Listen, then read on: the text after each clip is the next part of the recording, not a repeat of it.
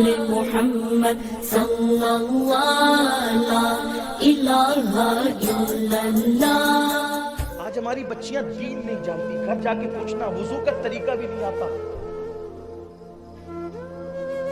جو ان کے مخصوص مسائل ہیں نا عورتوں کے وہ بھی ان کو نہیں پتا ہے، انہیں سارے سیریل کے اداکاروں کے نام زبانی یاد ہے، رسول اللہ کی ازواج کے نام ان کو نہیں پتا ہے۔ یہ صورتحال ہے۔ ماں ہی جب نہیں جانے گی دین تو وہ اولاد کے اندر دین کیا منتقل کرے گی؟ اس لیے بیٹی پڑھاؤ، لوگوں کو آس سو جائے بیٹی پڑھاؤ بیٹی بچاؤ۔ ہمارے نبی نے 1450 سال پہلے بیٹی بچا کے بھی بتایا، بیٹی پڑھا کے بھی بتایا۔ پڑھاؤ اپنی بیٹیوں کو، دین پڑھاؤ، انہیں سیرت مصطفیٰ پڑھاؤ، سیرت ازواج طاہرات پڑھاؤ، سیرت سیدہ فاطمہ پڑھاؤ، سیرت سیدہ زینب پڑھاؤ۔ پڑھاؤ اپنی بیٹیوں کو، دین پڑھاؤ۔ ہم نے اپنی بیٹی کو ڈاکٹری تک پڑھایا، ٹیچر بنایا، کچھ لوگوں نے وکیل بھی بنایا۔ مجھے کچھ نہیں کہنا ان لوگوں سے، لیکن آپ سے پوچھتا ہوں کہ اپنی بچیوں کو مسلمان بھی بنایا؟ ہم نے اپنی بیٹیوں کو پڑھایا نہیں، بیٹیوں کو پڑھا۔ اگر بیٹی دین پڑھے گی، دیکھو دین پڑھنے کی برکت ملتی ہے، جو دین پڑھے گا اس کے اندر آخرت کی فکر پیدا ہوگی، آخرت کی سوچ بوجھ پیدا ہوگی۔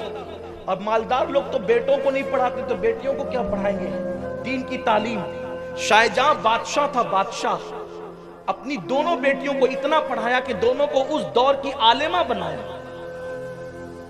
یہ جو رضیہ سلطانہ کا نام سنتے ہیں، اپنے وقت کی عالمہ ہے رضیہ سلطانہ، شمس الدین التمش کی بیٹی، بادشاہ کی بیٹی ہے۔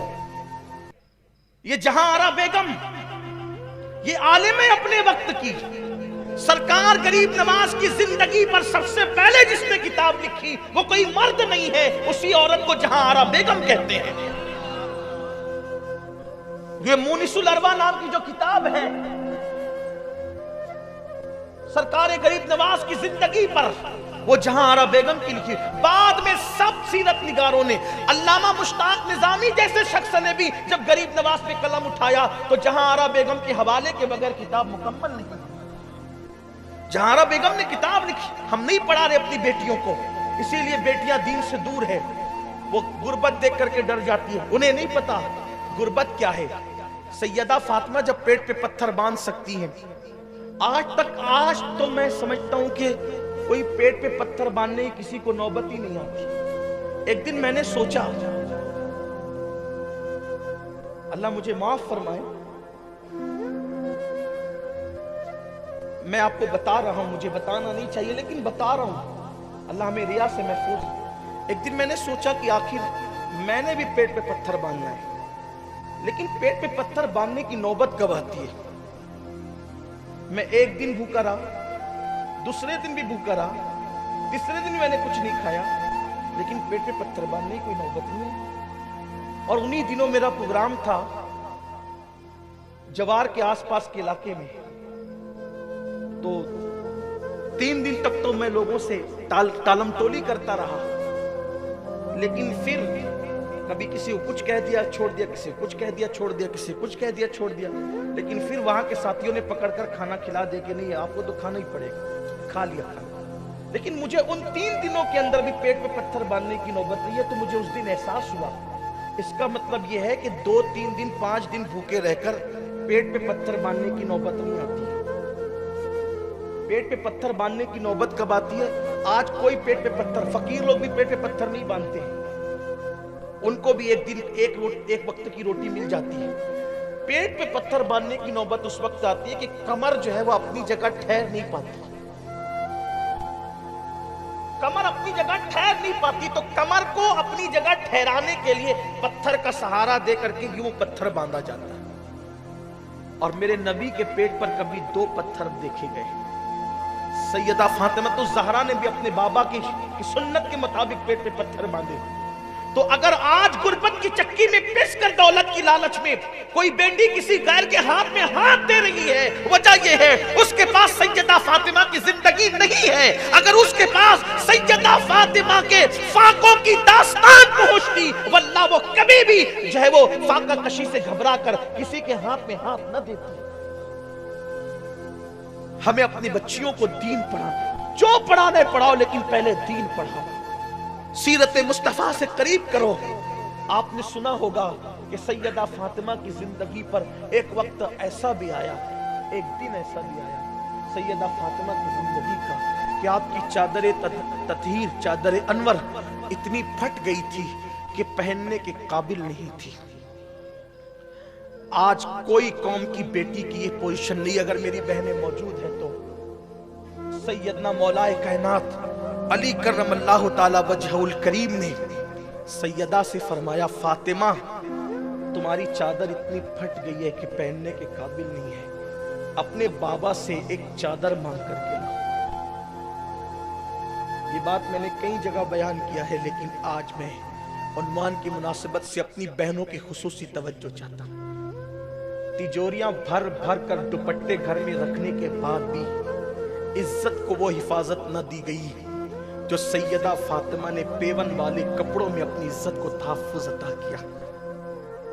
مولا کائنات کہتے ہیں جاؤ اپنے بابا سے ایک چادر مانگ کر کے لاؤ کہ تمہاری چادر پہننے کے قابل نہیں ہے۔ سیدہ نے کہا کہ مجھے حیا آتی ہے، آپ خود ہی تشریف لے جائیں اور بابا سے عرض کریں کہ وہ مجھے چادر دے۔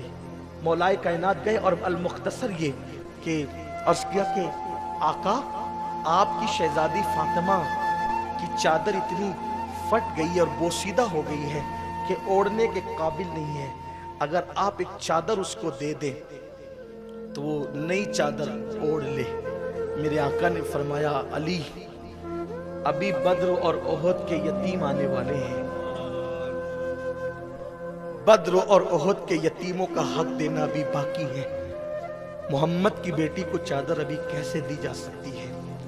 یہ اللہ کے حبیب علیہ السلام نے مولا کائنات سے فرمایا البتہ اس وقت میرے پاس اونٹ کا چمڑا گھر میں پڑا ہوا ہے، فاطمہ سے کہنا کہ یہ اونٹ کا چمڑا لے اور اپنے دوپٹے میں پیون لگا لے۔ مولا کائنات کو اونٹ کا چمڑا لے کر کے آئے۔ میں قوم کی ان بیٹیوں سے پوچھنا چاہتا ہوں جو صرف بائک پر بیٹھنے کے دھوکے میں، اچھے لباس کی لالچ میں پوری قوم کو بدنام کر رہی ہے، پوری قوم کی بیٹیوں کو بدنام کر رہی ہے۔ اور آپ سے بھی کہنا چاہتا ہوں مسلمان ہو تو کچھ تو مسلمان ہونے کا خیال کرو۔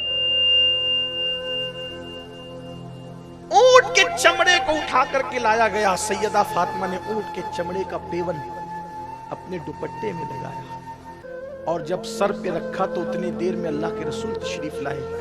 بیٹی کے سر پہ دوپٹہ اونٹ کے چمڑے کے پیون کا دیکھ کر حضور سے رہا نہیں گیا۔ باپ آخر باپ ہوتا، جو بیٹیوں کے باپ ہیں انہیں پتا ہے کہ باپ کے دل میں بیٹی کے لیے جذبات کیا ہوتے ہیں۔ باپ اگر عام انسان ہو تو بیٹی کے بارے میں اس کے جذبات اتنے حساس ہوتے ہیں۔ جس کا بابا رحمت للعالمین بیٹی کے سر پہ اونٹ کے چمڑے کا پیون کا دوپٹہ دیکھا، آنکھوں میں آنسو آ گئے۔ باپ کو روتا دیکھ کر سیدہ بھی رو پڑی، مولا کائنات بھی رو پڑے، حسنین کریمین بھی رو پڑے، پورا گھر رونے لگا۔ تو میرے آقا نے اب ان آنسوؤں کا خاتمہ اس طرح کر دیا، فرمایا فاطمہ کیا تم اس بات پہ خوش نہیں ہو کہ قیصر و کسریٰ کے بادشاہوں کے لیے دنیا کی نعمتیں ہیں، محمد اور آل محمد کے لیے جنت کی نعمتیں؟ یہ کس کے لیے تھا؟ ہمارا ایمان ہے اگر سیدہ فاطمہ چاہتی ہر دن جنت کا نیا لباس آتا، ہر دن آتا، لیکن فاطمہ تو زہرا کو احساس تھا میں تو جنت کا لباس منگا لوں گی کیونکہ میرا بابا پوری کائنات کا بادشاہ ہے، پوری کائنات کا مالک ہے، خالق کل نے آپ کو مالک کل بنا دیا، دونوں جہاں ہیں آپ کے قبضہ و اختیار میں۔ لیکن جب کوئی غریب میرے بابا کی امت کی بیٹی کوئی غریب جب غربت کی چکی میں پسے گی تو وہ اپنے باپ سے کہے گی نبی نے تو اپنی بیٹی کو روزانہ نیا لباس دیا، تو نے کیا دیا؟ تو سیدہ اختیار کے باوجود چمڑے کے پیون والے دوپٹے کو اس لیے اوڑھ رہی ہے کہ اے امت کی خواتین، تم کتنی بھی غریب ہو جاؤ گی لیکن یہ وقت شاید تم پر کبھی نہیں آئے گا، تو جب تمہارے جسم میں پیون والے کپڑے ہو تو تم پیون والے کپڑوں کی بنیاد پر کسی کے ہاتھ میں ہاتھ دے کر آبرو کا سودا مت کرنا، بلکہ پیون کے لباس کو فاطمہ کی سنت سمجھ کر کے دنیا کے سامنے پیش کر دینا۔ بی بی پاک نے پیون کے لباس کو اپنی سنت بنا کر غریبوں کی غربت پر سنت کا گویا کہ چادر ڈال دی ہے، سنت کی چادر ڈال دی ہے، سنت کے سانچے میں چھپا لیا ہے، سنت کے آئینے میں چھپا لیا ہے غریبوں کی غربت کو۔ تو میں قوم کی بیٹیوں سے اور آپ سے بھی کہنا چاہتا ہوں اور آپ سے بھی یہ کہنا چاہتا ہوں کہ اگر ہم اپنی بیٹی کی شادی کریں تو ایک دن پہلے 4 غریب بچیوں کی بھی شادی کر دیں، 2 غریب بچیوں کی بھی شادی کر دیں، 1 غریب بچی کی بھی شادی کر دیں، تو اس طرح قوم کی بچیوں کا بوجھ کم ہوتا جائے گا۔ یہ جو بیٹیاں بھاگ رہی ہیں 30 35 سال کی ہو گئی، ان کو رشتے نہیں آتے ہیں، اور آج رشتوں کے معاملے کا بھی حال یہی ہے، ہر آدمی رشتہ دیکھنے کے لیے بڑی معذرت کے ساتھ، دیندار لوگ بھی رشتہ دیکھنے جاتے ہیں تو بولتے ہیں یار اپنے معیار کا چاہیے۔ کیا معیار ہے آپ کا؟ نہیں، مالدار ہونا چاہیے۔ منہ سے بولتے نہیں ہے لیکن ہے بات یہ۔ ہاں، کیوں ایسا نہیں ہوتا؟ یہ دیندار لوگ جو صرف سجدوں کو دینداری سمجھتے ہیں، یہ کیوں نہیں کہتے کہ میں کسی غریب گھر سے صرف تنہا دلہن لا کر کے بتاؤں گا کہ شادی مصطفیٰ جان رحمت کی سنت کے مطابق ایسی ہوتی ہے۔ شادی سادگی سے کرو، سادگی سے۔ سب تقریریں ہو رہی ہے، سن بھی رہے، بول بھی رہے، بلکہ شادی جب طے ہوتی ہے تو لوگ کہتے ہیں سنت ہے شادی سادگی سے کرنا۔ سادگی سے شادی کرنا سنت ہے، پھر دھیرے سے بولتے ہیں ہمارے پڑوس میں شادی ہوئی تھی تو دولہے کو سونے کا چھلا بھی ملا تھا۔ یہ ہے، یہ گندگی ہے۔ یہ میں پوچھتا ہوں کہ جو بیٹی دے رہا ہے اس نے کوئی کم بڑی نعمت دی ہے؟ اپنی 1 سال کی بیٹی کو 4 لاکھ میں بیچے گا کوئی؟ ہے کوئی بیچنے والا؟ نہیں بیچے گا۔